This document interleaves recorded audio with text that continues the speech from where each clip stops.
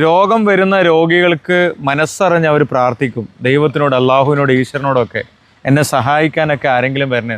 അവിടെയൊക്കെ നമ്മളെപ്പോലുള്ള ആളുകൾ എത്തിപ്പെടും. നമ്മൾ എത്തിപ്പെടുന്നത് നമ്മളെ കയ്യിൽ നിന്ന് കൊടുക്കാൻ നമുക്കില്ലാത്തത് കൊണ്ട് മാത്രമാണ്. ഏതോ നാട്ടിൽ നിന്ന് ഇവിടെ വന്ന് കഴിഞ്ഞ 8 ദിവസമായി പോത്തുകല്ലിൽ താമസിച്ചുകൊണ്ട് ജയഫറിൻ്റെ ക്യാമ്പയിനുമായി പ്രവർത്തിക്കുകയാണ്. അവിടെയാണ് ഇത്തരം രോഗികളുടെ പ്രാർത്ഥനകൾ കേട്ട് ദൈവത്തിൻ്റെ കരങ്ങളായിട്ട് നാട്ടിലുള്ള ആളുകളൊക്കെ പ്രത്യക്ഷപ്പെടും. പൈസ ഉള്ളവരുണ്ടാവും, ഉള്ളതിൽ നിന്ന് കൊടുക്കുന്നവരുണ്ടാവും, സാധാരണക്കാരൻ.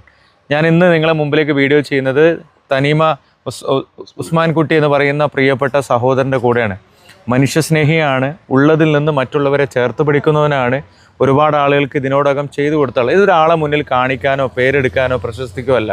ഇതെങ്കിലും കണ്ട് ആരെങ്കിലുടെ കയ്യിൽ നിന്നൊരു 10 രൂപയെങ്കിലും പലതുള്ളി പെരുവെള്ളമായി കിട്ടുകയാണെങ്കിൽ കിട്ടട്ടെ എന്ന് വിചാരിച്ചുകൊണ്ടാണ് 1,00,000 രൂപയാണ് ഈ വലിയ പ്രിയപ്പെട്ടവൻ നമ്മുടെ ജാഫറിൻ്റെ ചികിത്സയിലേക്ക് നൽകിയിട്ടുള്ളത്. നിങ്ങൾ മനസ്സ് നിറഞ്ഞ് പ്രാർത്ഥിക്കണം. ഇദ്ദേഹത്തിൻ്റെ ബിസിനസ്സിൽ, ഇദ്ദേഹത്തിൻ്റെ പ്രവർത്തനങ്ങൾ, അതൊക്കെ എന്തെങ്കിലുമൊക്കെ 100 രൂപ ബാക്കി വന്നാൽ അത് ആർക്കെങ്കിലുമൊക്കെ പാവപ്പെട്ടവർക്ക് കൊടുക്കുന്ന ഒരു കുടുംബം കൂടിയാണ്, മനുഷ്യൻ കൂടിയാണ്. അവനവൻ്റെ കോമ്പൗണ്ട് വാള്, അവനവൻ്റെ ജീവിതം, അവനവൻ്റെ സുഖം, മറ്റുള്ളവൻ്റെ കാര്യം നോക്കാൻ ആർക്കും നേരെയില്ല. എല്ലാവരും ഓടുകയാണ്, തിരക്ക് പിടിച്ച് ഓടുകയാണ്. ഒന്ന് വീണ് പോകുമ്പോൾ മാത്രമേ ഉള്ളൂ നമുക്കിതിൻ്റെ വിഷമങ്ങളൊക്കെ മനസ്സിലാവുള്ളൂ.